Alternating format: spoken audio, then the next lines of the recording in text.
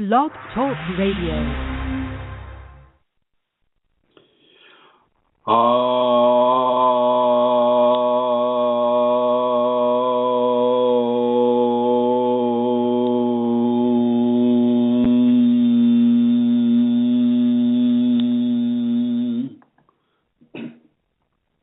Hello everyone, this is Chrism, and I'd like to welcome you to this conversation about your Kundalini awakening experience. I would like to welcome everybody that's in the chat room. I see we have BB, I think I pronounce it. MJ Jefferson was just there, and she'll probably be coming back. I'd like to welcome Eileen, who is on the telephone, and my co-host Santara, who is doing things right now. I would like to ask. I'm going to ask you, Julia. BIV, I'd like you to let me know and write on the flash chat if the BlogTalk is being heard right now. Can you hear this? We didn't get a countdown, which they always give us, and except for today. So if you can let me know if the sound is coming through okay, we will go ahead and continue, and I won't feel like I'm just talking to, an inactive screen. Yes, the sound. Oh, thank you, Julia. Thank you, MJ Henderson. Excellent. Okay. Some of the private students at this point are coming into they're coming into the preludes to spinal sweeps, and so today I'd like to talk a bit about spinal sweeps, but we'll also go through some of the questions that we're experiencing on the groups as well, and I believe Centaur is collecting some of those questions right now. If you would like more information about, there's Elizabeth. Hello, Elizabeth. Good to see you. If you would like some more information, and this is directed to those of you that are listening to this in the archives. And if you're a new person to the Kundalini, and this is something that you'd like to research a bit, go to the YouTube channel, Chrism Kundalini, Kundalini, and the first name is Chrism, Chrism, and you'll see about 300 videos there that you can peruse freely. There is no charge for this information that we have put out there for you. Another place to get this would be at the Ascension Kundalini at Blogspot. You just put in Ascension Kundalini Blogspot, and that will take you straight to that blog. And if you would like to make a donation to our cause, which is bringing Kundalini information as much as we can into the general population, because so many people are being trapped by inaccurate information, or they're being, kind of sucked into people that are less than honest or have definite integrity challenges. And because we don't have a profit motive, we can come through much cleaner than those who perhaps are charging thousands and thousands of dollars for this information. Looks like for some reason it's cutting in and out. So it looks like it's not for everyone though. I've got a clear signal here, and I would like to introduce my co-host at this time. It's Amelia Santara. Hello. Hi, Chrism. Hi, everybody. And sometimes it cuts in and out in the live show, but it might not show up that way on the archive. So hopefully not. It's good to be here. It's an hour earlier today here because our talks went back during the week. So it's not 11 a.m. It's just gone 10 a.m. So good to be here with you, Chrism. And as usual... Go ahead. And as usual, I would just like to tell people about where they can go if they want to make a donation to support the work that is done here on Kundalini Awakening Systems. And that is www.ascension-kundalini.blogspot.com. And on the upper right-hand corner is the donate button. And after that, it's quite simple. Just go ahead and press that, and the instructions are clear. So if you are in a position to make a donation, that is where you can go. Thanks, Chrism, and as always, looking forward to the show today. And I do have some questions organised when you're ready to take them. Thank you, ma'am. Thank you very much. So today, I would like to actually go through some of the other contact areas as well. The Kundalini Awakening Systems 1.com in the internet has a lot of information that we'll be discussing, some of which we'll be discussing today. You can also go into the Facebook network. We have a group that is called Kundalini Awakening with an exclamation point. We have a Kundalini Awakening Systems 2, and we also have Kundalini Healing on the Facebook network, and we have, on the Yahoo network, we have Kundalini Awakening Systems 1 at Yahoo Groups, and we have Kundalini Healing at Yahoo, in the Yahoo Groups area as well. We're also on Google Plus with Kundalini Awakening exclamation point, and I believe that is about all the networks that we're on at this point. I would encourage any and all of you who are listening to this information and enjoy this information to spread this information. Get it on Reddit. Get it on all these different places, Tumblr, I guess. Do your best to spread this around. This is why we're doing this. As many people, we want the psych wards to go out of business, basically, when it comes to Kundalini. If we can do that, then our job is we're happy. We're happy to do that because that means people are coming into a very clear understanding of their Kundalini and what they can do and what they might need to do in order to find their balance, in order to find their way. And this is in no way supplanting what the Kundalini itself within those people might be doing, but this is in tandem with the divine energy that the Kundalini is, the divine consciousness of the Kundalini. And speaking of divine consciousness, this is what we're going to be talking about today, the spinal sweep and some of the prelude of symptoms that can happen during the spinal sweep. I just got off the Skype with one of the private students who is having some of these very, very pronounced preliminary phenomena that occurs as you begin to enter into the divine union. And let's make no mistake, that is exactly what a spinal sweep does. You become at one with God. You are at one with God, and by virtue of that, you are at one with all of the creation of the divine. Every rock, every leaf, every animal, every bacterium, virus, mushroom, fish, every little plankton floating in the sea, and then everything that is off of this world is too. The stars, the quasars, the black holes, the white holes, all of the beautiful, beautiful, amazing creations of divinity. You are at one with all of it. God becomes at one with you, and you become at one with God, and there's that complete and total merge. Now, it's a life-changing event. It changes you permanently. Gives you a completely different level of understanding about why you're here, what you're here for, what the purpose is, what there is for you to do now, what there isn't there for you to do, what is important and what isn't important as far as your spiritual evolution on this world.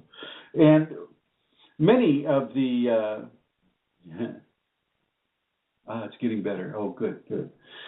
Many of the experiences that a person will have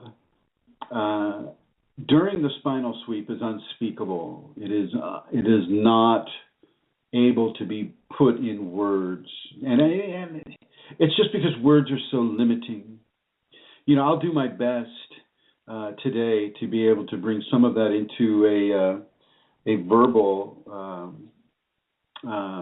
form of understanding. But I just want you to know that no matter what I do today and right now with regards to describing the spinal sweep as you know, this divine union, it doesn't even come close to what the feeling is and to what the experience actually is. Because, as I say, it is beyond the human language.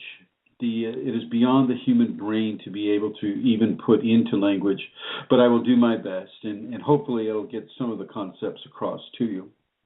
Some of the prelude symptoms to a spinal sweep will include a lot of heat in the spine, also a lot of movement in the lower spine.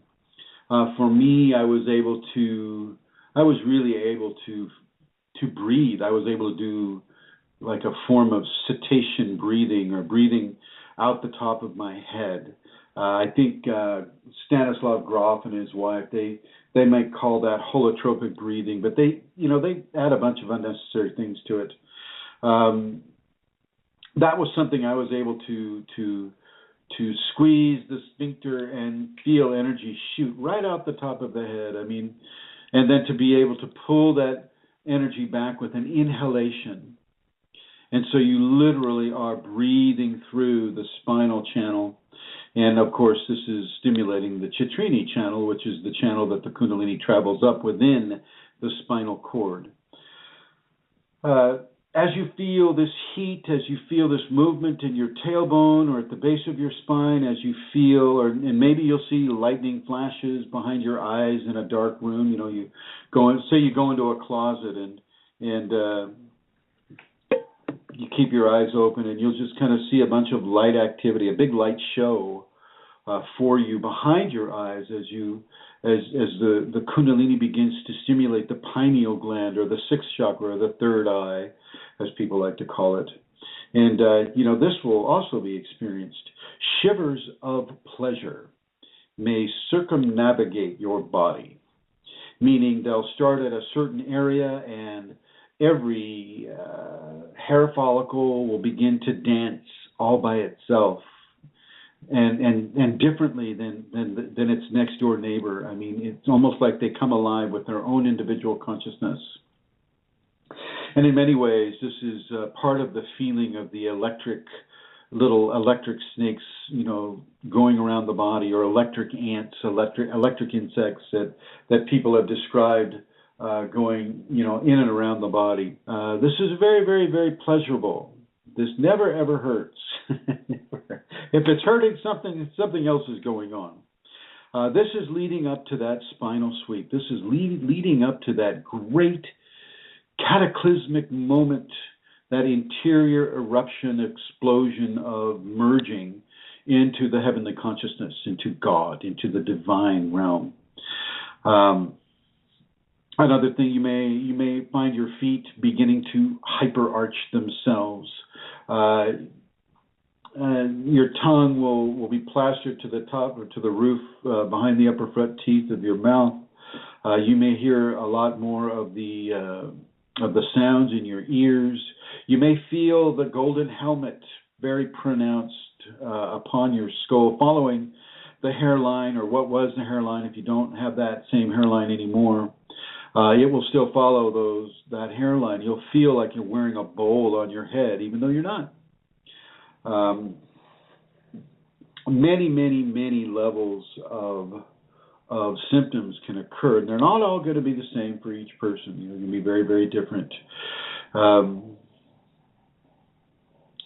So yeah, I want to open this up to any questions. If anybody has a question about a spinal sweep, I'd like you to go ahead and call this number, 347.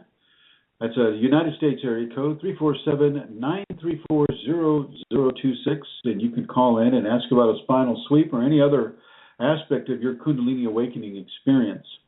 The spinal sweep, when it does come, will definitely blow your reality. You will not be the same person after this occurs. Seriously, not the same. You will be, if you follow, say, a classical model of the Kundalini in your own unique way, you will have levels of bliss that are verging into levels of ecstatic bliss. And when the actual merging takes place, your body is thrown back often into an arch, and you're literally having what would be, the biggest grand mal seizure you could ever have. But it doesn't hurt. You don't bite your tongue. You don't do any of these things. It's very, very safe, and it's a natural extension of our human evolution to have this spinal sweep occur. And you'll definitely feel the chakras opening wide open. Bam, bam, bam. I mean, really, it's very, very tactile, and it's very quick.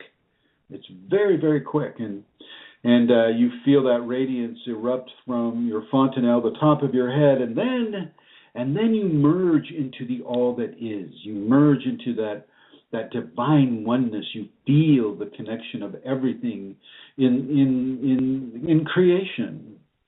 No matter what dimension, no matter what form it takes, you become at one with that divine source. And as you become at one with the divine source, it changes how you are as a person. It brings in levels of information that, before that you were absolutely not aware of. It brings in level of knowingness and levels of grace and levels of extreme love. Extreme love. And this is where people will have the beginnings of their Messiah, what the MDs would call a Messiah complex. But this isn't so much a complex as it is it's kind of like a divine gift. Because you have merged with the divine and the divine has merged with you, you're forever changed. And the divine definitely wants this information about Kundalini to come out. And so people that have really had this happen within levels of shall I say, without a religious compulsion or a compulsion towards giving the reason for the spinal sweep something that it isn't. The people that come out of this are very, very blissed, ecstatic, and they can walk around for months and months or just weeks or even just a few hours. It depends on the person. And this can frighten the family members around them. They won't be acting normal. They'll be way too happy. They'll be way too serene. They won't be maybe their usual argumentative self or defensive self or victim self. They become very clear. They become very cogent to who they are and how they need to be and what they are and what the people are around them. And, many of the divine gifts come in this way as well. And so you begin to know about what is happening, and you just begin to go into forgiveness, because there's really nothing else for you to do with regards to being around the unawakened as you awaken into the divine reality. It's a huge event. It's a huge event. It's an earth-shattering event, and I mean that literally. No longer are you the same person, and this initiates an incredible level of change upon the person. It doesn't mean you leave your family. It doesn't mean you'll quit your job, but it might. It might, if the Kundalini doesn't like you damaging yourself. Let's say if you work as an automotive mechanic or something like that, you're dealing with damaging solvents and gases and every day, and it's hurting your body. It's really ripping your body apart. Well, two things may happen. One, the Kundalini may just have you quit, and because you will have this spinal sweep, you will know that trusting in God is the most important thing that you could possibly do, and so you don't have that big level of worry. The other thing that can occur is that the Kundalini may see that it is important for you to continue that job, and it just begins to manifest a level of healing that no solvent and no gas and no amount of chemical or polluting substance can give you any damage at all. So, these things do happen. Miracles are absolutely real, and the Kundalini is the progenitor of miracles on this world and within the human system. So once again, I'd like to give you the number. The United States area code is 347-934-0026. So after the spinal sweep occurs, and it's unmistakable, by the way, you won't have any question about what has occurred. Okay, you won't be able to go. You won't be thinking, I kind of sort of, felt something, move, and no. It's bombastic. It is not subtle at all. Now, I'm not saying it's impossible. I'm certainly not trying to speak in absolutist terms. And you guys, I think most of you know who are listening how I feel about absolutism. But my experience with it and the experiences that I've worked with other people that have also had it, it is life-altering in a huge, beautiful, wonderful way. And it definitely puts people on a healing track. It puts people on a helpful track, a way to assist society into paths that are more grace-based than, say, greed-based, and more grace-based than, say, violence-based. It really begins to help people feel what is appropriate for them to do or not do, and even these prelude symptoms.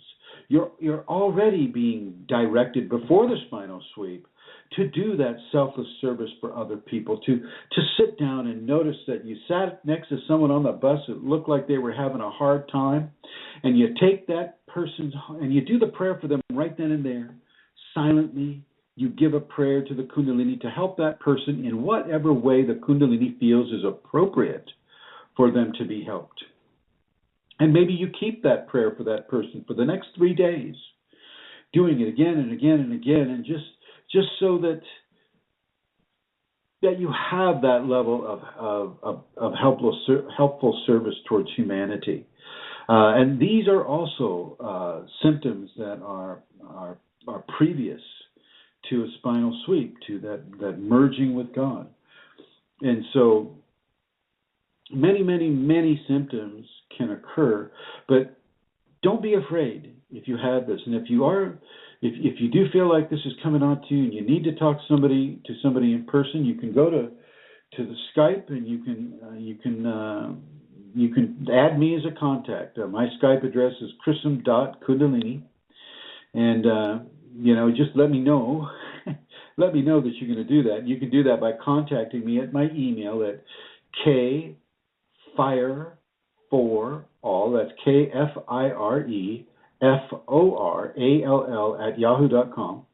You can reach me there, or you can reach me on Facebook at Chris Mitchell at Facebook on the Facebook network, and we'll go from there. So if you have any questions about this, give us a call. 347-934-0026. And if you have, I see Julie's here. Hello, Julie. Good to see you. If you have any questions about, any aspect of your Kundalini awakening experience, your journey into the divine, feel free to talk about that as well. You don't have to stick with the subject. We're open to any of the Kundalini-based subjects. Looks like we have Her Holiness Rosemary online, and I'd like to give her a chance to make some announcements. Here she is. Hi, Rosemary. Hello. Hi, Chrism. And thank you for this beautiful topic that you're speaking about. It's very moving just to hear it. That's not my experience so far, but I look forward to that, and in my heart to desire that union. So thank you. And my announcements are here in Minnesota.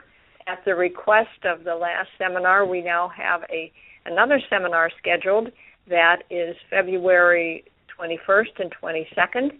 And Chrism will be here the week before doing talks, and also between now and then in the first week of December. So those events you can see and read about on Facebook, events and seminars with Chrism. Well, thank you. Thank you, Rosemary. And I just want to say to you that as you continue to do your practice and as you continue to do the good works that you are currently doing to humanity, that, this will definitely be coming your way. It's just, a certain amount of gestation needs to occur for people. And not everybody is on the same timeline. And so you don't want to compare yourself to other people, because there is no you're incomparable with other people. And so don't you worry about, if somebody has it right next to you. It's because their karma, has reached that point where they can have it. Your karma will also reach that point where you will also have this divine merging. Okay? Yes, thank you. All right, my dear. Yeah. Go ahead. I do have that trust because of your teaching me. Well, I don't think I would have that understanding and belief if I were not your student. So I'm grateful. Thank you. And if you didn't already have the Kundalini active within you, it can be very difficult to kind of imagine how that might be. But you have it, Rosemary. You see, you're in the activation stage, and people who are in the activation stage are in that lineup for the spinal sweep. And one of the questions I think came to me, and I think we may have discussed it last week as well, is that, what's the difference between an awakening and an activation? Well, an activation is leading one towards a spinal sweep, and the awakening is living with it afterwards. So you're climbing this mountain right now, Rosemary, and you're taking all the right paths. You're doing the selfless service. You're helping other people. You're providing a space for the Kundalini community in the Twin Cities area of Minnesota to come and meet, as you did just night before last. Yes. Rosemary had, I think, 15 people, 14 people over to her house? There were 10 of us. 10. And we did a Skype conference right there, so we were able to communicate really well, and we did some Kundalini exercises. We had a sacred male and a sacred female. Hello, Julia. And we were able to do some very, very good work. So just so you know, when you come to one of these conferences or one of these seminars, it's not, you don't just leave it at the end of the seminar and that's that, unless you want it to be. Communities are being formed. Communities are being set up, and communities will be supported by the Kundalini and by those that have the Kundalini. So, for instance, we have the February seminar coming up in Minnesota, and so some of those community members will be able to join the first seminar, and then we have the seminar in Port Townsend with Elizabeth Dalton Gonzalez, who, if you want to attend that one, you can go ahead and look at Elizabeth Dalton Gonzalez. She's on Facebook, and she'll be happy to give you some information there. That will be on May 9th, 2015. And then we also have Magdalene de Deus, who is setting up a seminar in Switzerland. And even though that date has not been set, it's probably going to be in late August 2015. And so, feel free to come to these events. Feel free to participate in a Kundalini community. And Rosemary, I would like to thank you for bringing the Kundalini events into your area of the United States. And I'll go ahead and put you into the blue right now, my dear. I think. There you go. Okay, if you have any questions about a spinal sweep or any of the prelude symptoms that can come to a person during the spinal sweep, I want you to feel free to call in and ask. And I notice Santara wants to come online, so come online, my dear. Hello, Chris. Well, no, I have some questions here. Whenever you're ready to take them, just let me know. Okay. Well, then, the first question is, with the approach of Halloween, All Saints' Day, and Dia de los Muertos, Day of the Dead, we are reminded that the veils are thinner between the realms at this time of the year. Sometimes people go on tours of graveyards or haunted places, ghost hunting, or perform certain rituals to help or to honor their ancestors. How might these things affect a Kundalini active person, if at all? Could you speak about this, please, in the Kundalini context?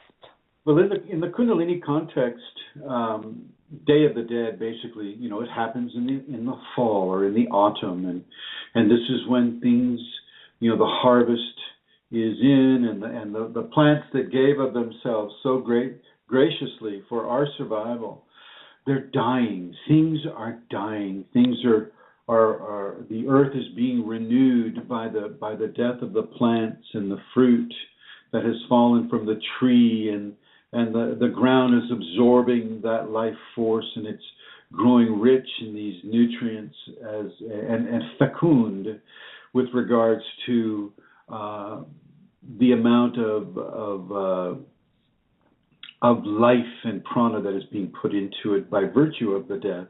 And so, as a primitive human, would see this. This is the time of year when things die, and winter comes, and the great sleep begins to blanket the world. If you're in the northern or southern hemispheres, the tropical regions don't really have that, but the animals still recognize it there. For instance, in the Amazon basin, snakes still have a hibernation period.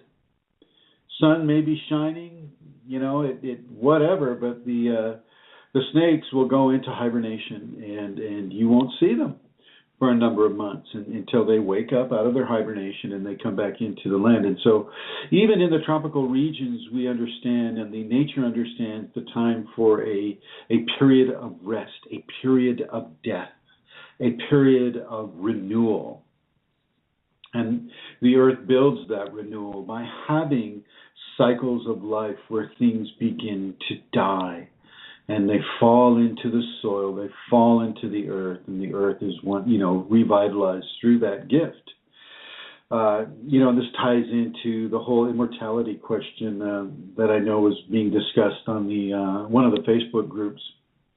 And so during this time, this Halloween, the harvest is in, everybody's happy, hopefully, and here in the United States, people are dressing up in different scary costumes because death is associated as a fear.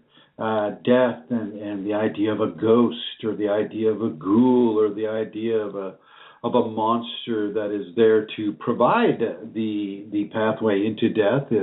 If you're so foolish as to put your head in the lion's mouth, well, the lion will greatly assist you along that path, as would many of these different paranormal creatures want to make you think. Now, to get to the meat of Santara's question, what happens to a person that is having Kundalini as they participate in some of these scary rituals that people love to do to titillate themselves, to give them a mild scare, or to give themselves a major scare? Well, with Kundalini, because the fabric of the veil that separates us from the greater reality and keeps us, encased in this 5 sense reality that is really just it's like what is that little thing that they give a pacifier? This is a pacifier reality. We're being given a pacifier reality, just like as we put that pacifier in a baby's mouth and it sucks and sucks and sucks. Even though it's not getting anything, it's still pacified, and it's able to withstand its hunger until mommy or daddy gives it some feeding. And so what is being done with us here is, in many ways, this reality is a pacifier reality for us as we go through the many different exercises and experiences that allow us to have spiritual evolution on this world. And as you come into the Kundalini and the fabric of the veil is thin, you may get a lot more than you bargained for, certainly a lot more than what your friends are going to get. And I wouldn't necessarily do this. I wouldn't go see a horror film at all. Do not do this. Unless you want to become the star of the show in a literal sense, literal sense. I mean, nobody's going to be, sawing you in half or things of that nature, but it will seem that way. Kundalini can make things very, very, very, very believable. Even though it is not in reality happening to your physical system, you'll think it is. And that's enough. Just the thought of that is enough to scar the ego and scar the mind in a way that really can put you into a severe crises mode. And so I will strongly suggest that people do not do that, but I know people will. And within that context, if that is your plan, well, first of all, I would steer you away from any of the witchcraft types of things. You can dress up like a witch, that's fine. The pointy hat has a resonance with tall figures that come to people in the Kundalini, that have the Kundalini, or they're in a peri-Kundalini, pre-Kundalini type of experience. And these tall hat, they look like tall, dark sorcerers. And they're basically there to scare you to pieces, and they're there to harvest the fear that you generate as their presence begins to terrify you. You can dress up as, Casper, ghost, lion, gypsy. I mean, all of these things. It's perfectly all right. Most of the time, it's really fun just to get out there and have a good time. You don't necessarily have to turn it into a metaphysical event. With Kundalini, metaphysical events are every day. You might want to take a break on the Halloween if your Kundalini will allow it. So with regards to going into haunted places, cemeteries, graveyards, and doing a sacred ceremony, well, you're just kind of you're setting yourself up for an attempted possession. You may see this or that, but you may not see it, and it just may glom onto you, and there you go. You have a parasitical possession that can last for the rest of your life and into the next life. So it's something for you to seriously consider if you have the Kundalini. So I would say for people like say Fastu, Julia, or EDG, people certainly Julie. Probably not the best idea. Not that you would. I'm not suggesting that you would, but right now, because of the level of activation that is going on through you, it's best to keep yourself in a very happy and a merry mode. And so dress up as a fairy princess, and even you, Fashji, if that strikes your fancy. But you don't have to. I mean, you can dress up as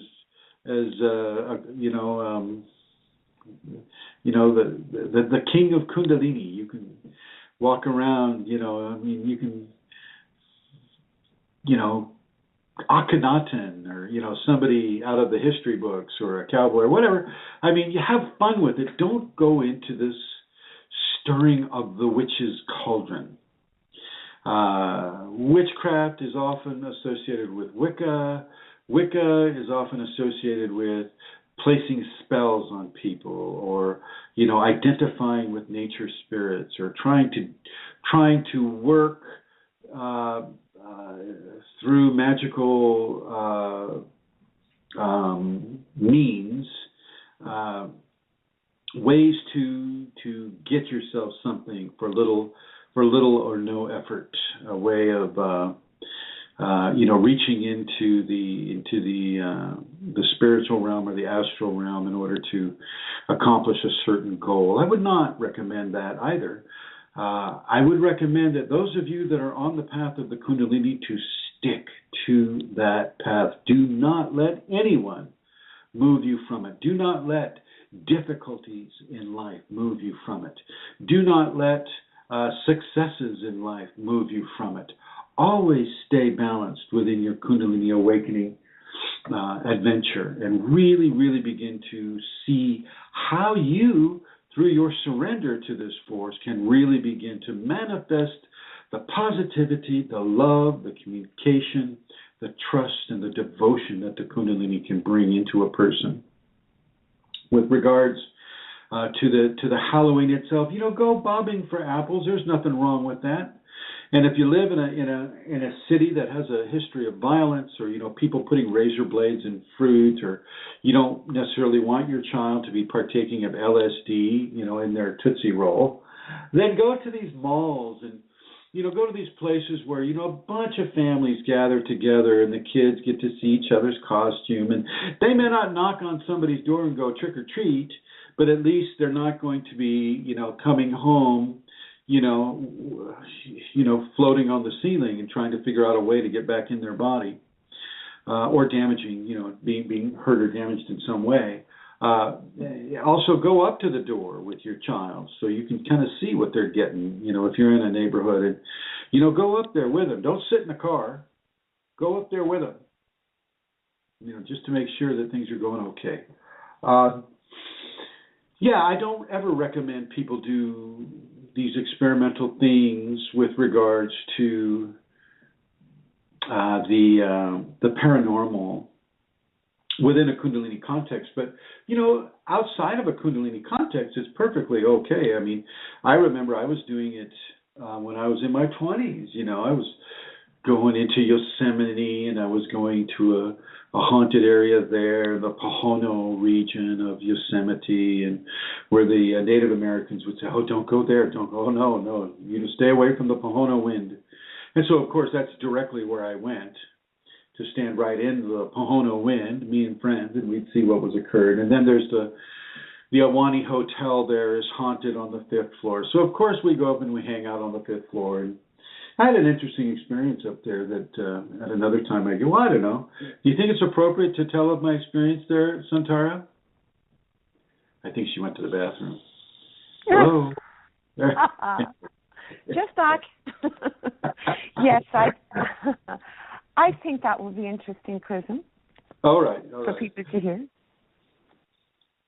So, had a couple of friends interested in the paranormal. Had this one woman friend who was very interested in the paranormal, and I had just told her about the 5th floor of the Awani Hotel, which during World War II had been used as a psychiatric treatment facility for people coming back from the Second World War, and a lot of people died there. And so she wanted to go up. So we went up. We went up the elevator that was designed that the color of blood. I forget the Jack Nicholson movie where the little kid's going red rum, red rum. It was just like that. That hotel set was modeled after the Awani Hotel in Yosemite. And The Shining is the name of the movie, The Shining. Anyway, so we're going up the elevator. We get off on the 5th floor, and I've always been able to see entities, and so I said, there's an entity standing right over there.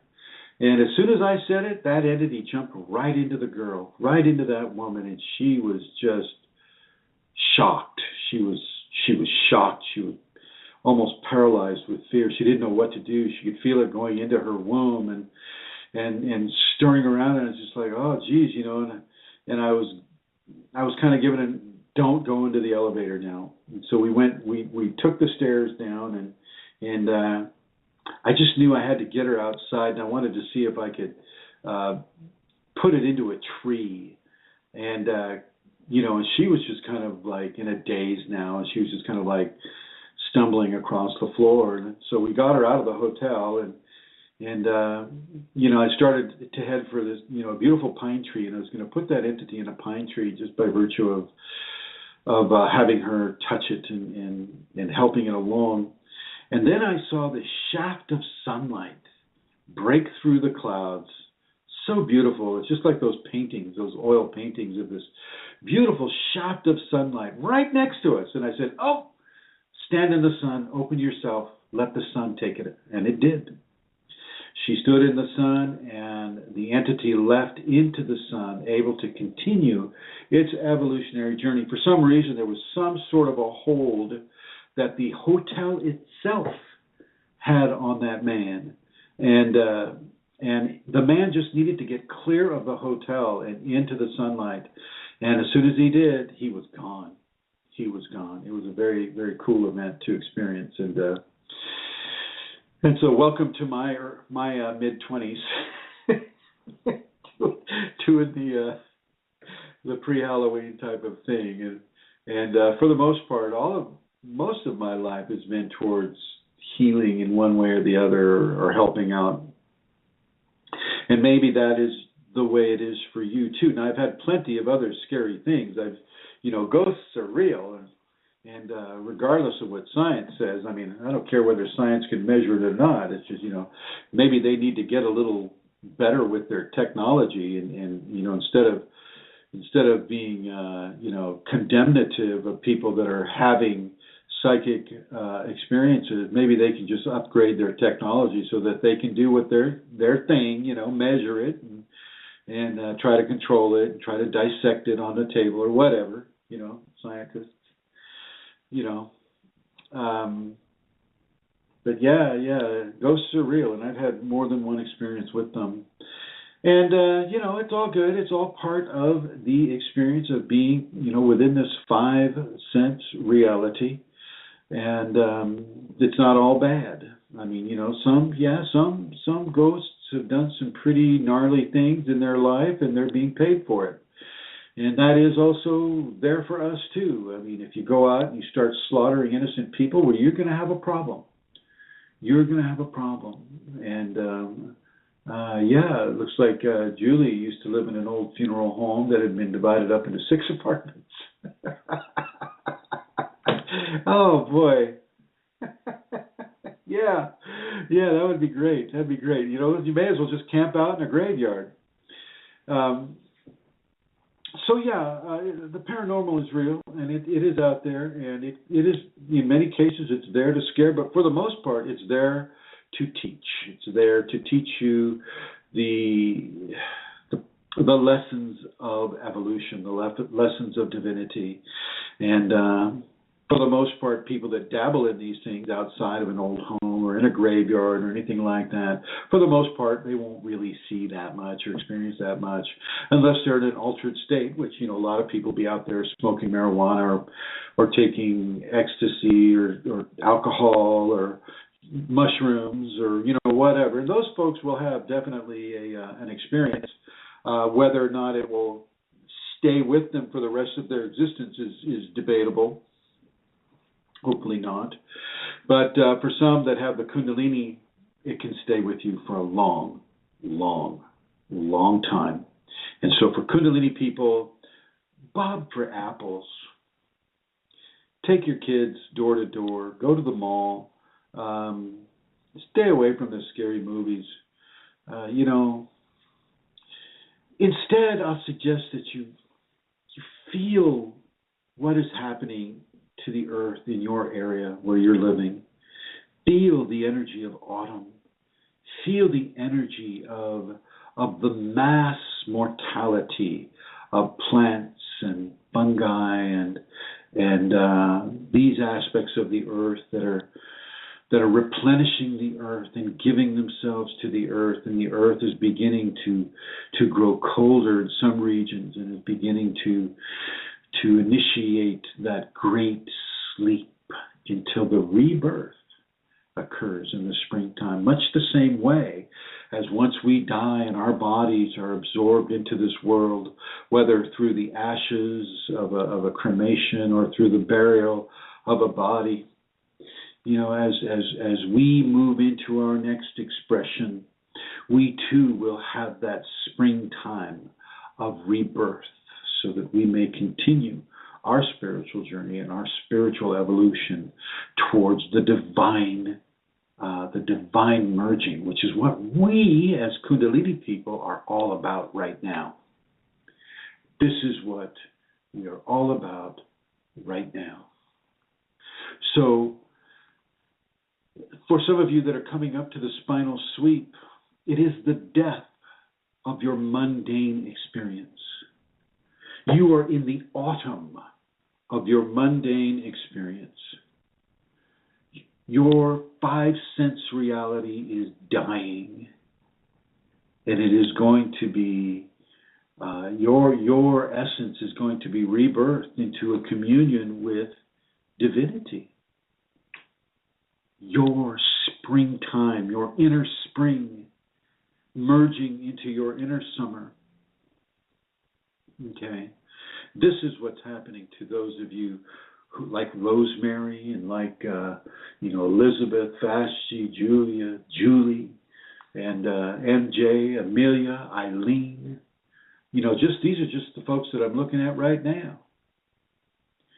This is your time right now. This is the August, shall we say, or should we say the October?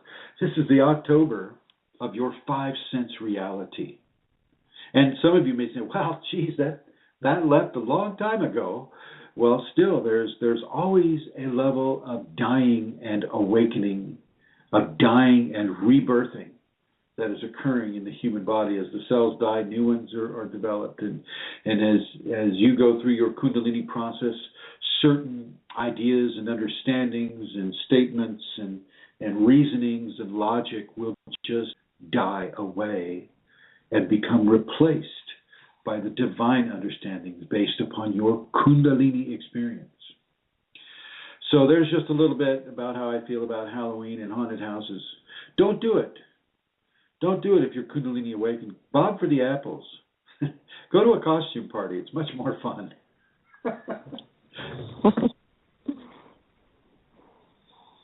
Oh, and I'd like to announce that Amelia Santara is having a costume party at her house. When is it? I'm not saying. They might all arrive. Next Friday. You are having one, right? I am. That's correct. Yes. It's on Friday, this Friday, Halloween night. Wow, how cool. Yeah. And my house is decorated in fun ways, and also, there are some stuff up because, the children love the witches and all of that sort of thing. So, yeah, that's there too. But we do not dwell on those aspects really. But yeah, I'm looking forward to it. It should be fun. Excellent, my dear. Next question. Okay. It seems as though with the awakening of each new chakra, it will flow back to the prior one and then back up again, much like the ocean with the tides. Does the Kundalini energy tend to rise and fall as one ascends? Well, yeah. I mean, one, and this is more of the activation state. This isn't exactly after the spinal sweep. Once the spinal sweep occurs, your chakras take on a different energetic expression. But before the spinal sweep, so let's just say in the activated state, say you've gone to the seminar, you've activated your Kundalini, and you may feel it at the first, and it may rise all the way up to the third, and then it will drop back down to the first, and it'll only come up to the second, then it'll drop back down to the first, then it'll disappear. And then it'll come back. And then it'll go up to the second, and then down to the first, and then up to the third, and then down to the first, and then up to the second, and down to the first, and then maybe up to the fourth. And so on and so forth. Certain amounts of energy can be given to a person at a certain amount of time. Okay, it's like, how do I put it? We exercise our body little by little. Our bodies allow us to form muscles little by little. We don't go from, a 90-pound strength challenged person to a 180-pound, weightlifting Olympic gold medalist bodybuilder. We don't do that in a day. It takes time. It takes practice. It takes the gentle, consistent nurturing of the Kundalini to activate that chakra, then recede. The chakra should only receive a certain amount of energy at a certain amount of time, and then the Kundalini pulls away, knowing that its gentle qualities. This is how the energetic anatomy is nurtured. This is how we build the muscles in the energetic anatomy. It's not something that we just poof, and we're the muscle bound person, and not at all. It takes gentle encouragement of the chakras. And here's what happens. So as the Kundalini, is activated in the first chakra, then it moves up to the second. a person gets to burn off some of that karma that's stuck in their first and stuck in their second. But, we don't want to meet all that karma all at the same time, so the Kundalini doesn't stay there. It pulls back, lets you deal with that level of karma, then it comes back in, and it activates it a little bit more, then it pulls away. Okay, hi everybody. Looks like Chrism has actually left us. He has vanished from the switchboard, so he's not live on air now. So I'm just going to go over to Rosemary. Yes. Hi, Rosemary. How are you? Will you just give out again the information about the seminar, the times, and that sort of thing while we wait for Chrism to phone in again? Sure. Yes. Thanks, The Rosemary. seminar here in Minnesota, and it is scheduled at the request of the seminar that we had just a month ago, and that's very exciting to realize too. So it is February 21st and 22nd. It's a Saturday and Sunday, 9 to 5, and it is the same place we had been. It worked out very well for us to be there at the Best Western in Eagan. That's right at 35E and Yankee Doodle. Very accessible. Yes, Saturday and Sunday. And then Chrism is coming the week before. So Saturday before, I think, is February 14th.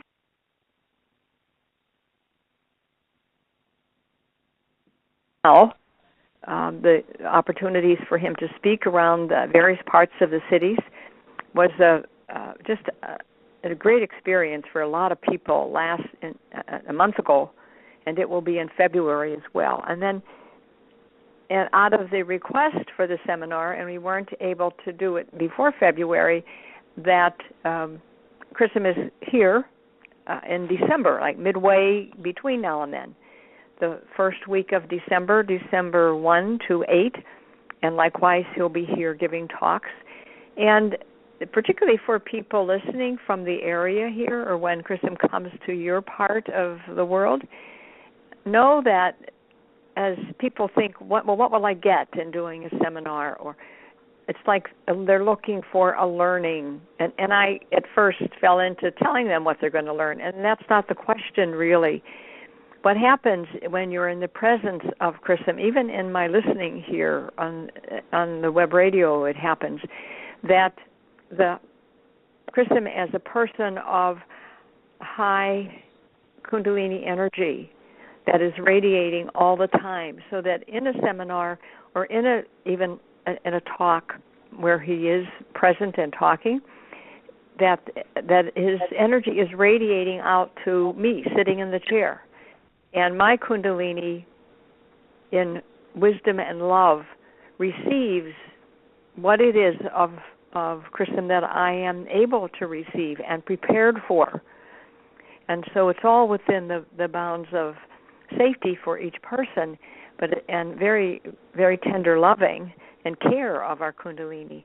But that is what it is to be in a seminar. That is why there are seminars, why we have asked him to come back, is providing all of us, whoever is coming, and as well to the evening talks, that it will be receiving the Kundalini energy radiating from the teacher, and receiving, again, very particularly what is best for me. Oh, thank you very much, Rosemary. Excellent. I think Chrism is with us again. Chrism? Well, Yeah, first of all, cool. did you kick me off? As if. No, when you leave, I go into a state of panic. So, no, I did not kick you off. What happened? This is a BlogTalk thing. I'm sure it's a BlogTalk. Yeah, it does that. You just suddenly stopped. I've just sent you a Skype message saying you are not on air, just in case you didn't realize it. My eyes are closed. I've been doing this full-on stream of consciousness. I know that, because I know when you're in that place, you're speaking from that place. I was thinking Chrism could still be speaking and have no idea, you wouldn't be aware. So if you get a couple of, Where did it stop? What was I saying? I can't remember because, the panic at you leaving has completely blocked out what happened before that. Anybody tell Rosemary, tell us, do you know? No, I don't know. Well, then it doesn't matter. I'm sure. Nobody's even paying attention, huh? I'm afraid that's what it looks like, but no, it's because it's something like what you were saying, Rosemary. When you're speaking, Chrism, and this happens to me all the time, when you're speaking, as you move into that, you call it the stream of consciousness. For me, anyway, I also am in a very different place, and it's going into my ears, it's going into my being, and so it is there, and I have absorbed it, and I know it, but I just cannot at this moment tell you what it was. What you were speaking about, though, was the question of what was even the question? Oh, it was about the chakras, wasn't it? And about the Kundalini energy rising and falling in the awakening stage, and then, in the activation stage and the awakening stage. That was the topic. At least I can say that. I can't believe it. So Julie, Julia, Elizabeth, Vashti, MJ Henderson, you guys have no idea what I was saying before I stopped broadcasting? Yeah, Kind Heart said he was talking about how the energy. No, I just told. Kind Heart says here in the on the chat room, he was talking about how the energy rises and falls. Thank you, Kind Heart. Lee, you guys are all sleeping out there, aren't you? Except for Kind Heart. Vashti is typing. Yeah, here he comes now. I'm sorry for those of you listening in the archive. Sorry. Vashti said he was in the restroom laughing out loud. I thought I heard a toilet flushing. Okay. Do you wish me to ask another question? You have fairly... No, I'm done with this. I'm a little pissy now. Okay, let me see. No, I'm not done. I'm not done. There was an interesting question. Well, interesting or not, this is the question. Can Kundalini keep you forever young? Can Kundalini stop the aging process? Well, let me get back to this other thing. So Julia is saying that I was talking about, I remember talking about that, Julia, and all that, but God, was I gone for like, how long? How long was I gone for? Oh, I know what happened. You were still talking, so you're wondering, where did you stop? Where did we stop hearing you? You were gone for 5 minutes. How many? About 4 or 5 minutes. Oh, jeez. Oh, no. Well, hi, Suka. But you had spoken quite we did hear. No, you were after telling us about... That's a lot of information. You were after explaining and speaking about, the difference between the activation stage and the awakening stage with regard to the chakras and how the energy rises and falls and that. Oh, somebody has written here, you were talking about the chakras in a prelude to a spinal sweep, how the energy rises and falls and clears out karmic issues slowly. Well, that's just going to have to be what it is. Let's go with that next question. Okay. I'll say it again. It was on the same question, really, from the same person. Can Kundalini keep you forever young? Can Kundalini stop the aging process? I remember that question. Okay. Yeah. I think... No. Okay. Kundalini does not keep you forever young. You will be allowed to age. These questions are really based in the ego fear of death, the ego fear of growing older, the ego fear of not being that pretty 21-year-old or that handsome, strong 21-year-old. We're such a youth-oriented society that we've lost the respect that comes with maturity. We've lost the appreciation of maturity, and we've replaced it with this longing, this desire for eternal youth. The fountain of youth. We don't want to grow old. We don't want to have gray hair. Oh my God. Where's the hair color? We don't want to learn what it is to age and to be that leaf that flutters off the tree and is buried into the soil.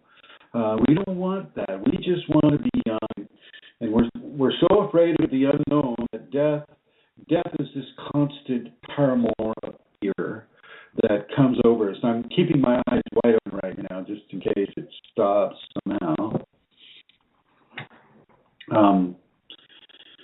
Oh wow. Yeah. So we're very tied into this eternal youth fantasy. And the Kundalini will not allow that to continue. And it certainly wouldn't allow it to continue within the understandings of the ego that is my voice warbling? It's just my vibrato. I have this vibrato when I talk, It's just, no, it's actually, Chrism, it's fine again. It was there for a few moments. It was, but you're fine now. It was like you were going, but it's fine. Sorry. I'm sorry. Just take me out of the bathroom, please. It's echoing off the walls. Okay, so, no,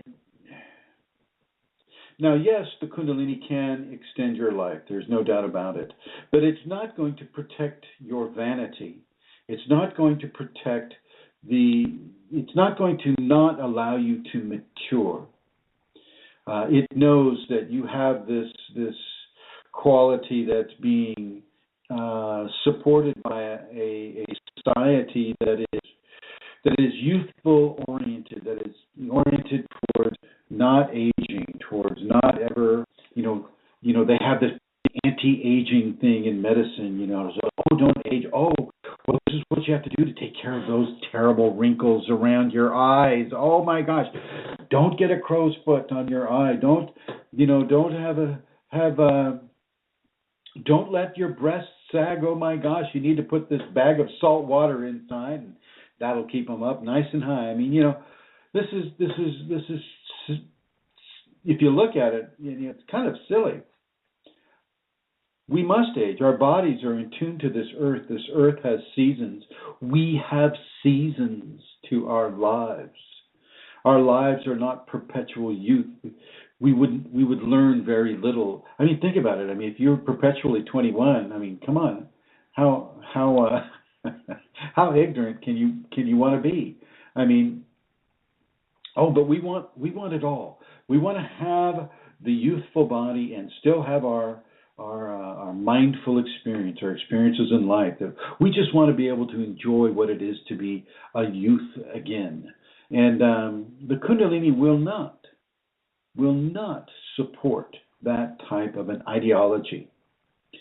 It will support an ideology that is more in tune with the world, more in tune with the reason why you even have a body in the first place. You have a body for spiritual evolution. Okay? You don't have a body for physical evolution. You have a body for spiritual evolution. Part of that spiritual evolution is to mature, is to have those crow's feet, is to learn how to do something, that takes a lifetime to learn. It's how we develop wisdom.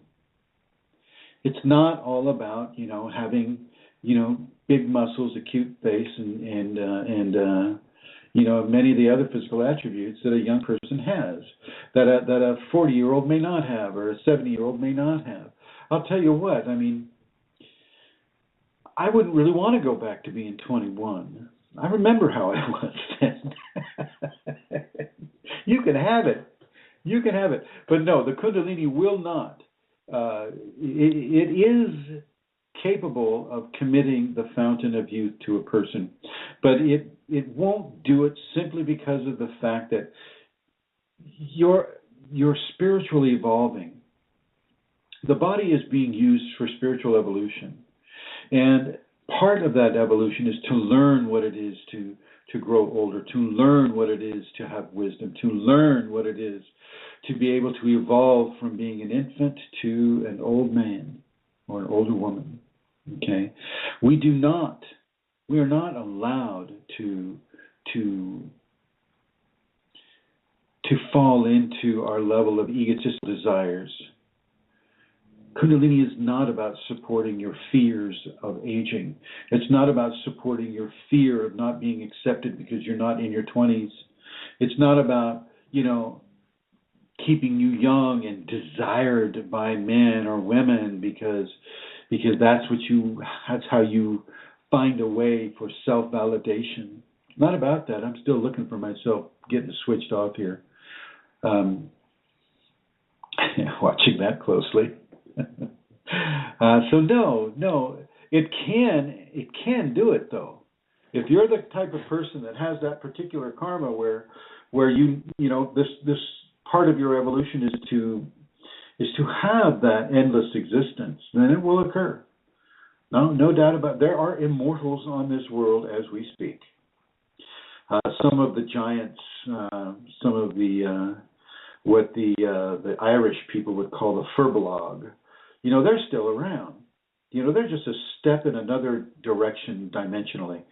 And there is immortality. Immortality is a fact. It's not a scientific fact because science can't measure it yet. But it is there.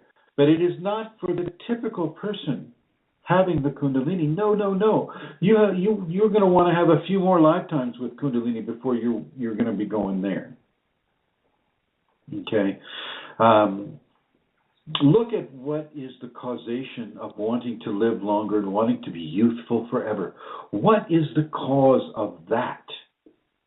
And that alone will begin to formulate answers for you about why you need to grow older, why you need to have gray hair, why it is necessary to be a grandma and a grandpa, why it is necessary to be Santa Claus or Mrs. Santa Claus, why it is necessary to have the wisdom elders in our society. Because I'll tell you what, pretty much everybody under 40 is so busy fighting each other, that we need to have the wisdom elders just so we have a person that we can go to and say, why are we fighting each other all the time? And the wisdom elder can say, well, it's because maybe your priorities are a little out of whack. Okay, we need our elders. We need to learn how to appreciate our elders. Go into a convalescent hospital. Start visiting people. I have students doing this right now.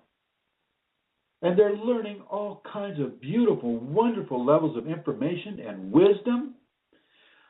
I tell you what, these convalescent homes are centers of wisdom. I'm going to invite each and every one of you, all of you listening on the archives, all of you listening right now on the computer and listening live. Go and visit people in the convalescent home. Get over the smell because they really, the doctors make those places smell horrible. But go in there and start setting up friendships and relationships with people that are like 70, 80, 90 years old. These people have wisdom. They're not all Alzheimer's patients. They're not all having, dementia. Some of them are exceptionally vital and wise and can really help you with maybe some of the problems that you might be having in life. So Kundalini wants you to evolve. It doesn't necessarily want you to be 18 your whole life. Okay?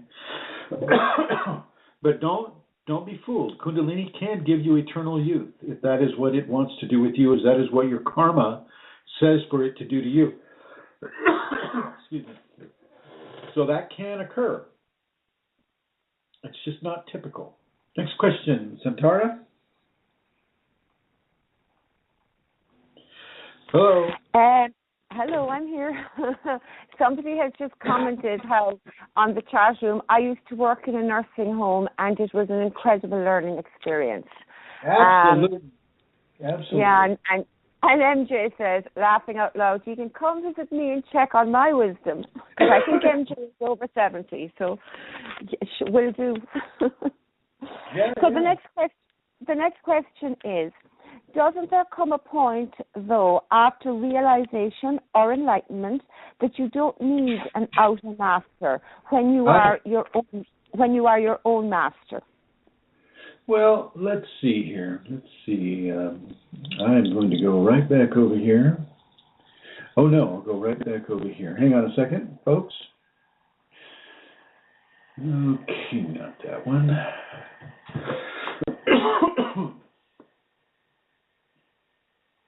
I'm gonna read the answer that I gave to that question. Oh, if I could ever get to that group.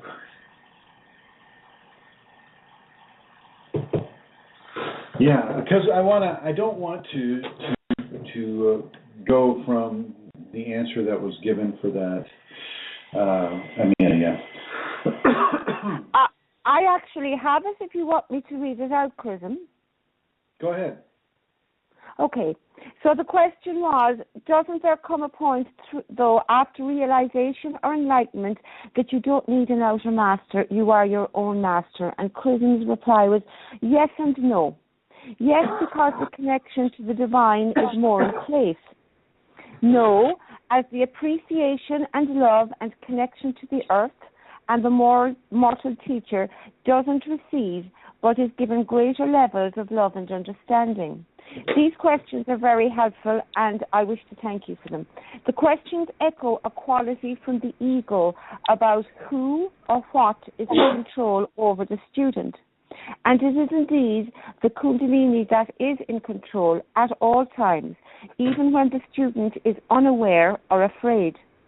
Trust in the living teacher as given from the Kundalini is very important. Trusting the wisdom of the Kundalini as it begins to transform the levels of ego control as the student shies away from giving themselves into that teaching process. Kundalini as an energetic consciousness is easy to trust, not so much with the living teacher. So therein, for most Western peoples, is the challenge. Trusting the Kundalini is the most important factor, and that includes its assigning a teacher for the awakened person. Well, there you have it. Yeah, and that really goes into like who has control over the student. Is it the corrupt guru, which is the worst case scenario, or is it God or the Kunalini? And frankly, if you're within a true Kundalini awakening experience, then the Kundalini will find you that teacher. It will find you that teacher, and it will expect you to work with that teacher and to give yourself into the Kundalini and into the Kundalini teacher. I was just saying that to one of the private students. I was saying, one way that you really want to acknowledge the Kundalini teacher, the flesh teacher, is the first thing you say is you recognize the divinity of Kundalini first. Kundalini is always recognized first because Kundalini is the first cause. It is that first cause, and so within a practice and a devotional practice, you recognize the Kundalini first, and then the Kundalini teacher that the first cause Kundalini has assigned you, and so you recognize God first, and then you recognize the master second. That is really what is occurring within the understandings that I am given from the Kundalini in me. That is also verified through the understandings of some of the people that I'm working with. Kundalini is, because I'm not very well known at all, and even if I do get well known, it will still be the case that the Kundalini will bring your attention or a person's attention to a specific Kundalini teacher and begin to compel them to work with that teacher in whatever way, whether it's reading a book or listening live on the air or listening in the art, whatever it is. The Kundalini will direct a person to the teachings that it wants that person to have. And you need to get out of this whole idea of corrupt gurus. It's not to say that they're not out there. Yeah, they're out there, and it's a good idea to pay attention. But once the Kundalini has assigned it to you, and you're wondering, well, how do I know I've been assigned a teacher? You'll feel the correctness of what that teacher is saying. You'll feel the Kundalini in the voice of that teacher. You'll feel the energy that comes through those words that teacher writes. You'll feel it, and it will be pretty much a clear go for you to begin to work with this person. So I encourage you to pay attention to what your Kundalini is telling you. Do not listen to what your ego is telling you. Do not listen to the fears of others. Don't let their ego pollute you. You go in there and you look at it for yourself with your own Kundalini. Discern it yourself. Don't be lazy. Discern it yourself and feel what your Kundalini wants you to work with. Feel what that first cause is telling you about any specific teacher. And remember, those of you that are in an activated state, you have that communication with your Kundalini. You have it already. It's happening right now. It's happening right now. She is guiding you. The Kundalini is guiding you towards the teachings that it wants you to have. And I'll tell you what, it'll guide every single person to any of the seminars I give. And when the book comes out, it'll guide the people straight to that book or not. Or not. Not because what's in the book isn't appropriate, it's just the person may not be appropriate for what's in the book. Not yet, anyway. So, yeah, okay. Next question, dear Santara.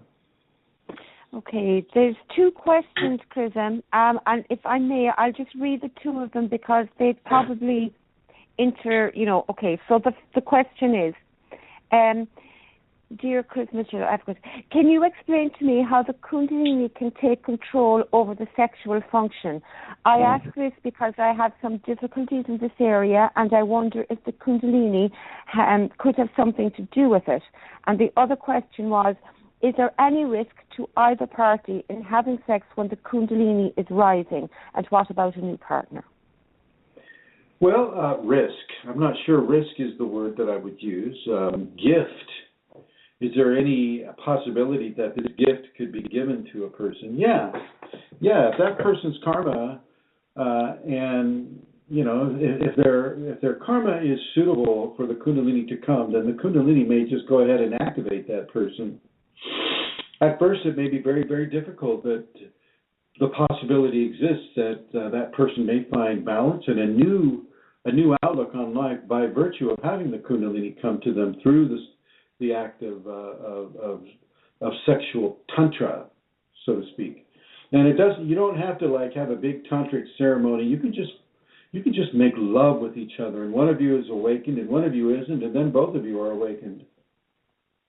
It's really within the purview of the Kundalini first. It's the Kundalini first. The Kundalini decides whether or not that partner that you're making love with is going to be activated.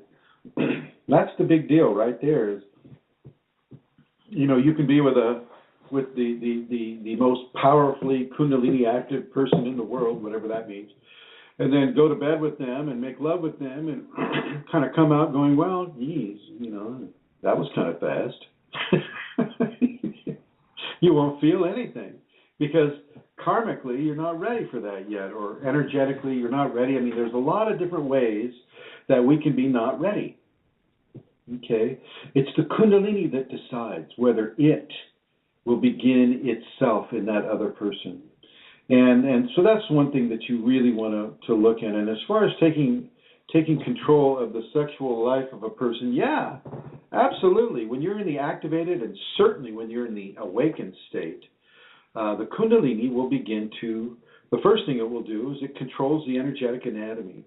The second thing it does is it begins to control the endocrine system of the individual. This includes the adrenal glands and a lot of the functions of the sexual body. So as these systems are rewired and rebirthed with the Kundalini, the sex may just leave the person for a period of months, sometimes years. And the person will think, wow, gosh, what happened to me? Geez Louise, I can't have sex. I didn't want sex. And other people will go, gosh, I wish I could have sex. I really, really want sex, but it's just like there's nothing working there. And so it's the Kundalini that determines whether or not that individual is going to have sex again. And it is the Kundalini that uses that sexual energy as a way of furthering the transformation into the divine reality that the person may be having, certainly within an awakening context. You save your sexual fluids, men and women. You save your sexual fluids. You don't, spill them on the ground or any of that stuff. You really, really, really. No, just a second here, folks. And goodbye to you, my dear Julie. Good to read you. Good to see you. You really begin to surrender to the Kundalini's manifestation of control over your sexual life, over your sexual body. You don't resist it. You see, once again, we're back to this whole fountain of youth question. It's like, well, gosh, if I'm a virile person, I should be able to have sex whenever I want, for as long as I want, for however many times I want to have it. And the Kundalini is saying, well, no. You're going to have to grow up out of that immature idea of what the energetic anatomy is all about. It's not about how much sperm you can bring into the world. It's not about how much lubricating fluids you can bring into the world. It's far more about how much those components can begin a process of transformation for you via the Kundalini into a divine person, into a person that is semi-divine. And so, we don't try to control don't take the ginseng because it gives you an erection. Don't do any of these things that try to force a libido upon you. Okay? You don't want to force a libido when the Kundalini is taking it away. That doesn't make a lot of sense. The Kundalini knows you and your systems better than you know you and your systems, and you need to let the Kundalini finish the work that it wants to do. Okay, and that is the basis of the sexual control that the Kundalini will put onto a person. And it looks like I have a question here. There is great healing power in holding this energy, don't you think? Absolutely. There is great healing power within the Kundalini energy, and it is tremendous, and it can work miracles on people with illnesses, as long as that illness that they're having, it doesn't have a karmic reason for being there.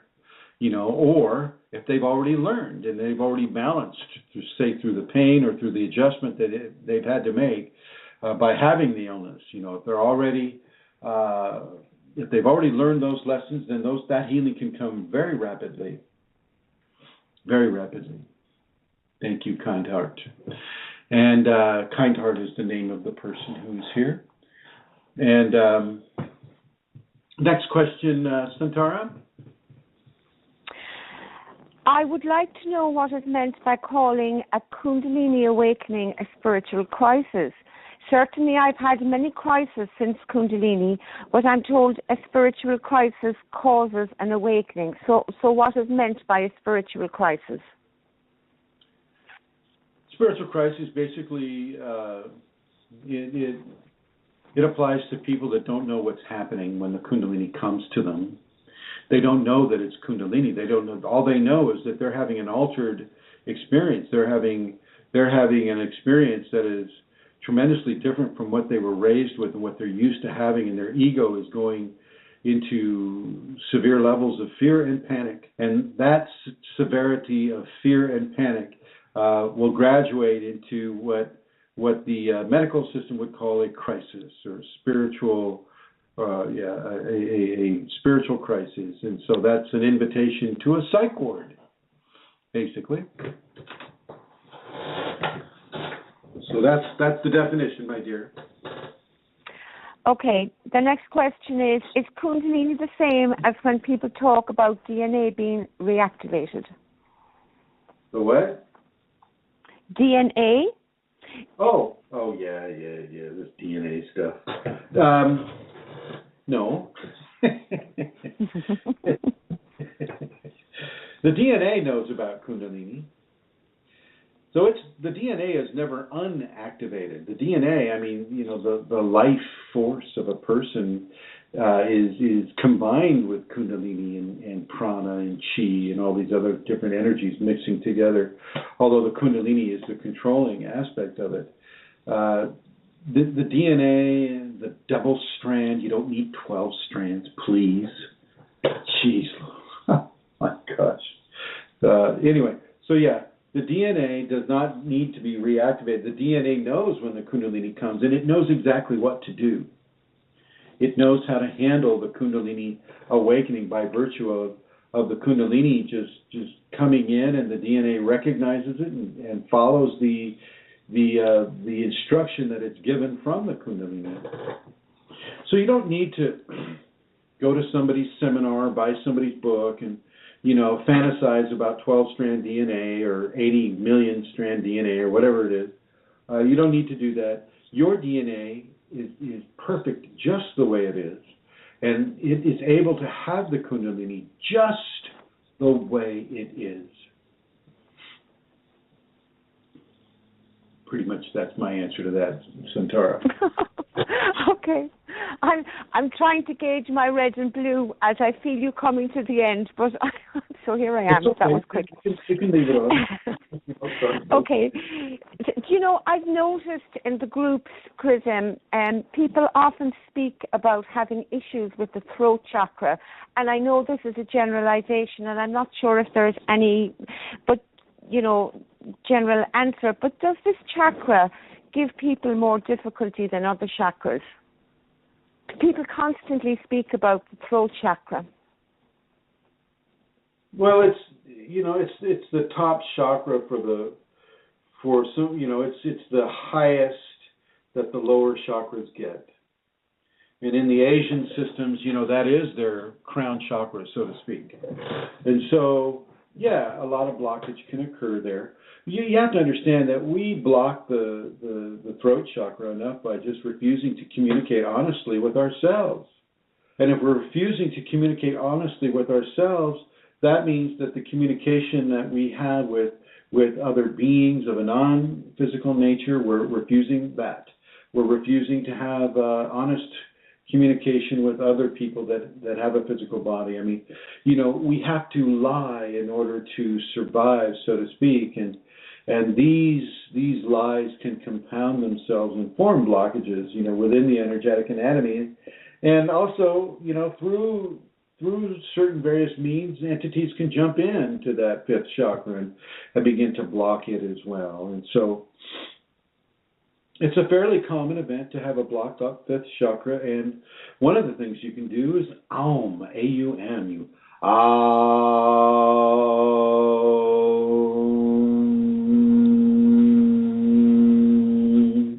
You can and that can help unblock the fifth chakra. You can also say nice things to people. You can sing good music. You can verbalize. You can use your throat in ways that are very positive and very validating and beneficial to people. Okay, yeah, you can do that. And that will go a long way to unblocking the fifth chakra. But one of the most important ways is to be honest in your communication with yourself. Don't always buy into the ego. Don't always buy in to what somebody else is saying to you. Be honest and have the ability to discern your own honesty and the honesty of another person who may be speaking with you. Okay. Thank you, Chrism. Actually, if I may, if it's okay with you, just your owning has reminded me of your CD. May I say something about that now? Yes, ma'am. Okay, thank you. a lot of you will know, and some of you will not know, that Chrism has a CD of sacred music, Kundalini sacred music. And if people are interested in having this, then they can contact myself or Eileen, depending on what part of the world you're living in. If you're in America or Canada, you can contact Eileen. If you're in any other part of the world, you can contact me and we can send you the DVD. There is a donation for this, and it is one of the ways that a donation can be given as well by seeking the CD. And the CD is wonderful because the Shakti Kundalini is in Chrism's voice, and you can hear it. It goes into your ear. It's wonderful. So if anybody is interested in that, please do contact me on KundaliniMatters@gmail.com, or you can contact me as Suntara on the Facebook, or Eileen Loro if you're in America. For me, the donation is $20, and that includes your postage. So I'm glad that I was able to have the opportunity to do that, because I often give out every week I give out the information where you can make a donation, and this is another way of donating to the Kundalini Awakening Systems and the work that Chrism does. And your auming even there, Chrism, is wonderful. The next question. Is there any reason to question whether it really is Kundalini? Well, yeah. Entities can kind of mimic the Kundalini. Entities can come into a person's space and try to, convince that person that they are indeed the Kundalini, and they will do their best to lie about it, and they will do their best to give people some sort of advice that makes it sound like they are indeed the Kunalini, and it's not. It's just not true. It's basically a lie. It is basically a lie, and as that person matures within their equation, they may hopefully begin to discern that that is indeed an untruth and not. It is a lie, and this is an entity. Entities usually give themselves away by trying to control the person too much, by trying to give them things to do that are not ethical, try to put them in harm's way or put other people in harm's way. That's the general modus operandi of an entity, of a spiritual entity. Another thing that they'll do is talk badly to you, tell you that you're weak, tell you that you're a moron, tell you that you're worthless, that you should just commit suicide, and da-da-da-da. And so they'll also try to say, they'll say, they lie. They just lie. And so you need to be very discerning about what the Kundalini is. The Kundalini will never have you hurt another person. It will never go out of its way to devalue who you are. It will never have you do things that are unethical. It knows your ethical boundaries, and it will not have you do them, okay? And so, yeah, you can question the Kundalini or question whether or not you have the Kundalini, and you also have to look at where you are when you're questioning this. Are you on a group? Who are you reading? What are you reading? What are you investing your time into? What are you investing your Kundalini education in? Is this is it a religious guru? Is it a religious organization? Is it people who are interested in some facets of say star seeding or Wicca, or how are people being manipulated? I mean, what's going on in your spiritual evolutionary environment? What's happening to you, and why? And what are your responses, and what are the responses of the people around you? You can begin to discern an environment that is conducive of high ethical standards and high Kundalini resonance or not. And so I encourage you to question whether or not you're having the Kundalini, and then, look at your symptoms and look at what is happening to you, and then make your own discernment based upon that level of information.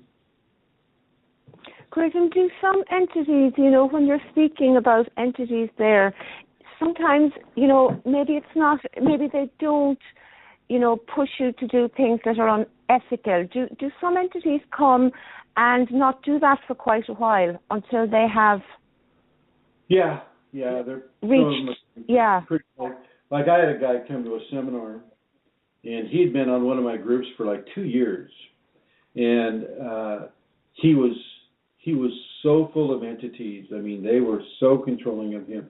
He barely had a chance to breathe on his own. And he came to a seminar. He knew he knew about the safeties. He knew about the language that I talk. He knew how to talk the talk, but the entities wouldn't let him walk that talk. And so, he basically tried to hijack the entire seminar. And, he did. I mean, his entities were able to be spread into, at least I know, one other, possibly two other people that were there. And it was not a happy time for me. Now I'm very, very much aware of what's going on in that level. And I trust the Kundalini. Kundalini gave everybody a good teaching there. And so we go forward from there. But they can, shall we say, nest inside a person, just waiting for that right moment to jump out and start to corrupt a person's Kundalini. Okay, thanks, Chrism. There is actually Kind Heart in the chat room has a question connected to the previous one. It says, is it possible that our activated Kundalini energy can activate our partner and bring things that need to be healed or dealt with to the surface for them? Well, that's assuming that the person maybe bring issues to the surface for both of them, but maybe not just one, right? I mean, are we making the assumption that the person that has the Kundalini is just absolutely perfect and has no problems and is so good and so full of grace that they make no mistakes and they have no assumptions and they have no ego expectations, within that whole thing? Or, maybe they also have something to learn about tolerance and patience and honesty and things like that. So, but it is possible, yes, for the Kundalini. And you don't even need to have sex with them for that. You just need to be in their general proximity for the Kundalini to start bringing things in for both partners to learn, for sure. Okay. People talk about the Kundalini being the ultimate goal or achieving certain levels of consciousness. So I wanted to ask, is that the goal or path on the path to enlightenment? What's that? Oh, no, I obviously took that question down badly. People always talk about Kundalini being the ultimate goal or achieving certain levels of consciousness. So I wanted to ask you, is that the goal on the path to enlightenment? Is Kundalini maybe the goal? Yeah? Yes, absolutely. Without a doubt. Jesus had Kundalini. Apollonius of Tyre had Kundalini. Saint John of the Cross. I mean, Saint Francis of Assisi, Saint Philip of Neri, Saint Giles, Saint Teresa of Avila, Saint Hildegard. They all had Kundalini. Buddha had Kundalini. Okay, so Kundalini is the goal, and then the goals change after you have the Kundalini.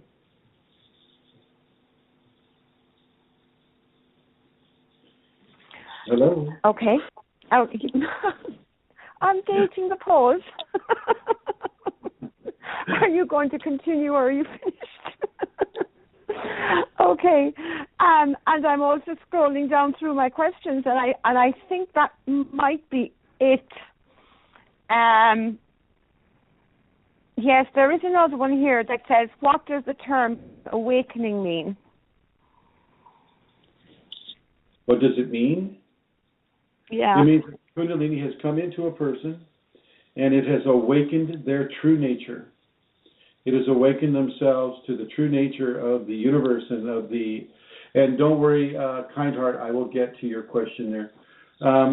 It means that they have awakened to the truth that is beyond the veil, It is, it is an awakening. It is a awakening from mundane life. Okay. Okay. Let me speak to Kind Heart. What do the goals change to after Kundalini is activated? Okay. The goals change into surrendering to the Kundalini rather than surrendering to your ego. The goals change from, maybe not having the highest ethics to having supremely high ethics. The goals change from being totally identified with the human body and all of a sudden being identified with the divine body, which isn't strictly physical.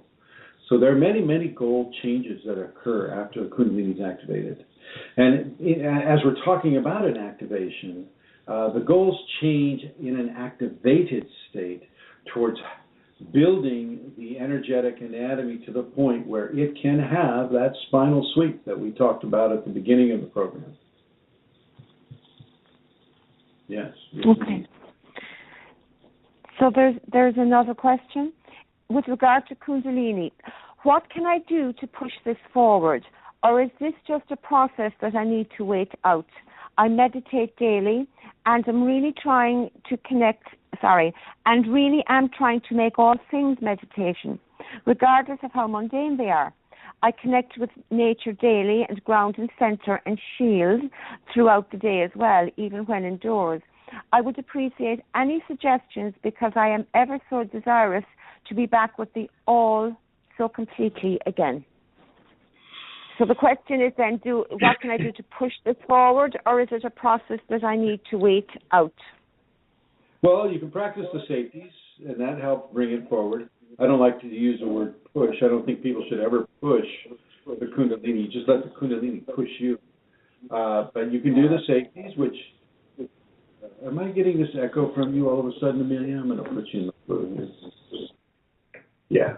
So, you don't want to push the Kundalini. You want to allow the Kundalini to push you, but it may be pushing you towards the safety protocols. It may be pushing you towards doing a greater level of meditation, a greater level of yoga, a greater level of selfless service for other people, a greater level of compassion, a greater level of forgiveness within yourself, a greater level of surrendering into grace, rather than holding on to control mechanisms over grace. You don't want to try to control the divine. The divine is not really needing your help in any given way. The only thing that the divine would like you to do really is to surrender the control that your ego has over your actions and thoughts, and begin to look into having a divine purpose and a divine strength behind that divine purpose. This really is where we're being pointed at with regards to a Kundalini awakening event. It is to be guided by the inner divine, and in some ways to be guided by the inner divine towards an exterior teacher, such as myself or another person that your Kundalini may guide you towards. It's all about trusting the divine within you and following that guidance, that feeling of being compelled to do a certain thing. It's all about that. Let that guide you. Let that be your mechanism of understanding the Kundalini process that you're in. It is not about you controlling anything. It's not about you pushing anything. The only thing that you really need to push yourself to do is to get off that couch and do, the 5 Tibetans, do the alternate nostril breathing, do the compression prayers, do, these types of activities. And for those of you that are private students, do the Tritaka, do the devotion. Make the attempt, and even when my schedule gets screwed up like it did today, and I apologize to everybody who was affected that way, use the picture, do the devotion with the picture. You know what I'm talking about. Remember that Kundalini, going back to one of the other questions, Kundalini is the ultimate power over the student. Kundalini assigns a teacher to the student. Pay attention to what that teacher is asking you to do. Pay attention and practice those instructions. Let them guide you on your path. That's the reason why you even have a teacher at all. Let those instructions guide you on your path. Let the Kundalini in you guide you on your path. This is the ultimate goal that we have as being spirits in a body, conscious humanity, so to speak. And I can see that we're coming up to the end of our show for today. I would like to thank everybody for participating in the show. I'd like to thank Elizabeth Dalton Gonzalez, Fashji, guest 2091, and guest 2258, MJ Henderson, Suka, who is typing, Anuj. Hello, Anuj. I didn't see you. Welcome, Anuj. 411 and Kind Heart. Everybody is typing. Suka, there's a question there. Yeah. Does the goddess Kali have a connection with Kunalini? Had some strong experience with this black-colored goddess last week. When I look at her picture, I start shaking. Kali is more of the warrior aspect of the Kundalini, the don't tread on me type of thing. And you go ahead and stare at her picture if you want, but also, stare at any other picture of the Shakti Kundalini and see if that also begins to balance out for you. And don't get addicted to the shaking or any kind of manifestation or phenomena. Find some balance. Don't go just for Kali. This world is not made just for people that are in the warrior end of things. You don't need to be so single pointed with that. You can reach into peace. You can reach into serenity. You can reach into the grace of ahimsa and nonviolence as well. And I have no teacher. I have to trust myself and follow my Kundalini. Well, there you go, Kind Heart. Interesting that you're here listening to what I have to say, and then you say, I have no teacher. Maybe you have a teacher, at least for this afternoon. And what else? Is there other people that are posting here? No, Chrism. Okay. All right. Well, everybody, thank you. Thank you for listening, and thank you to those of you in the archives who have listened. I want to send you my blessings, my love, my appreciation for your attention. And I would like to thank Santara, Amelia Santara, Eileen Laurel, Rosemary Goliath, and everybody who is putting on a seminar and coming to a seminar or doing what they can do to spread this information around. I'd really like each and every one of you to send this to a different network on the internet. Really, let's get this information out there. People do not need to be left in the dark because they don't know the truth. Let's let the truth light up their soul. Santara, would you like to say good night? Good night, everybody, and we will see you next week again. Looking forward to it already. Good night, everybody in the chat room and in the archives, and good night, Chrism, and all of you listening live. And good night to all of you that are there in the chat room and listening in the archives, and Amelia and Eileen and Rosemary, Fashji, Elizabeth Dalton Gonzalez, the two guests that we have, Suka, Anuj, and Kind Hearts. Thank you all for listening. Good night.